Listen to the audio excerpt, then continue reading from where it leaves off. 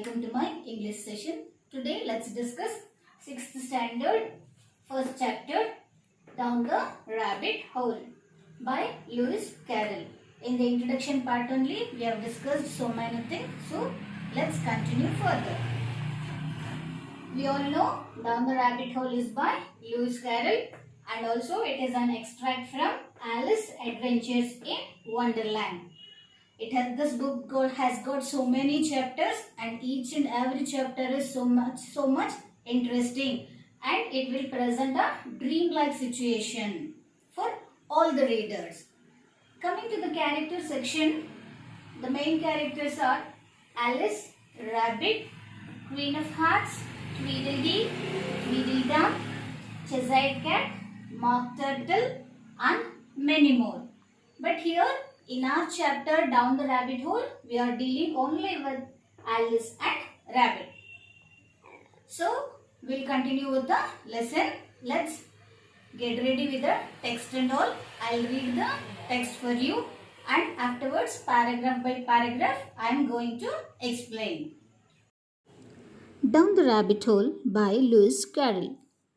There was nothing so remarkable about the white rabbit saying, oh dear, I shall be too late," and hurrying on.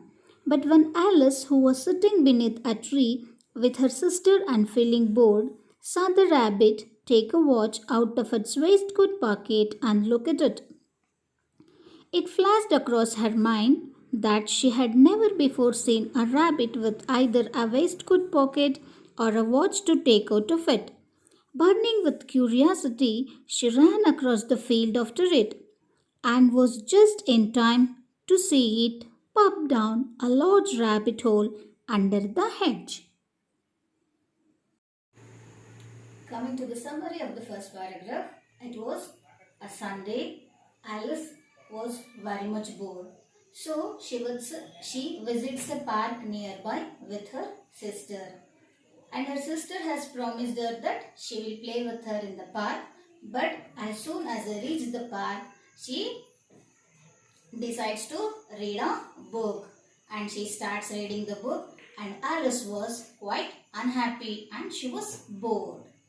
During that time, she sees something over there.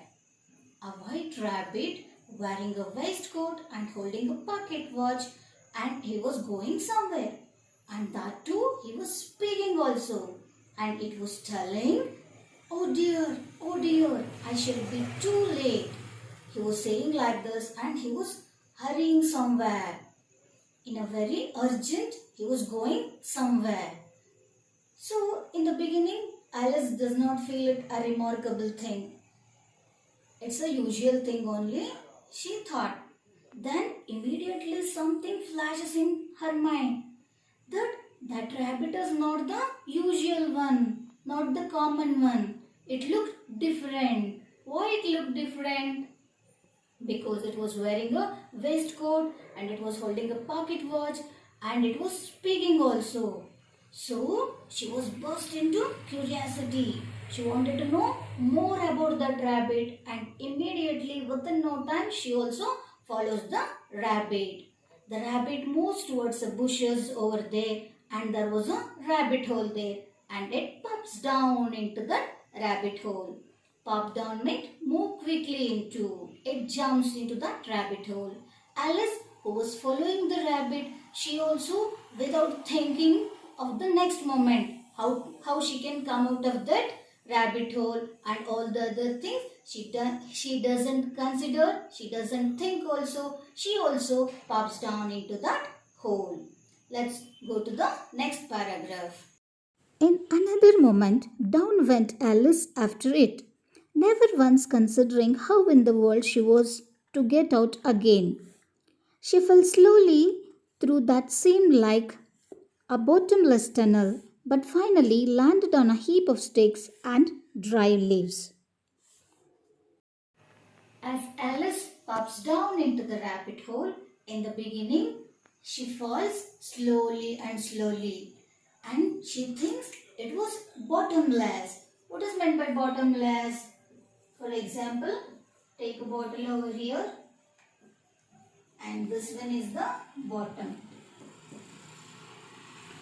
As Alice pops down into the rabbit hole, she thinks that this is bottomless only. She falls, falls and falls and finally lands on the heap of small dried sticks and leaves. Slowly and slowly, Alice falls down this rabbit hole and finally she lands on the heap of dried leaves and sticks.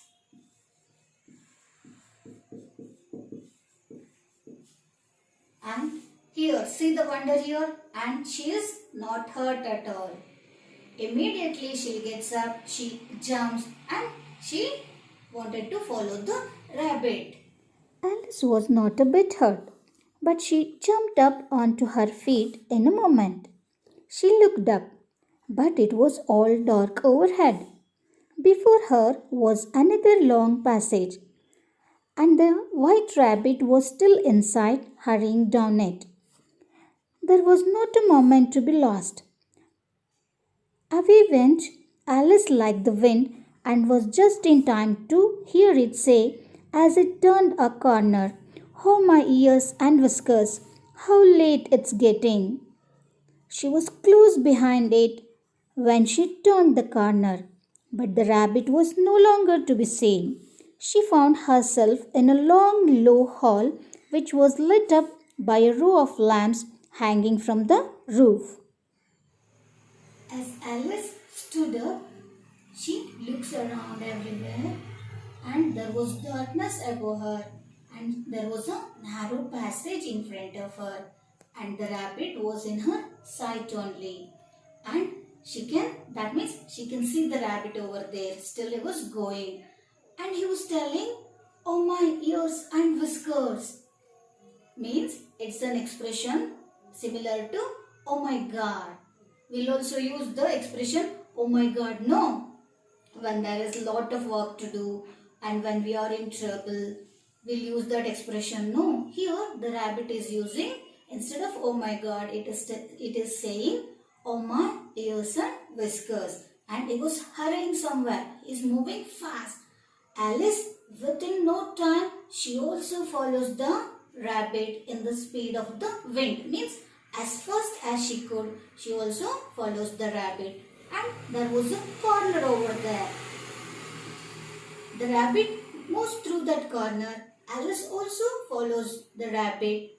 But as soon as she also enters the corner, she could not find the rabbit at all. Somewhere it has gone. But where she is now?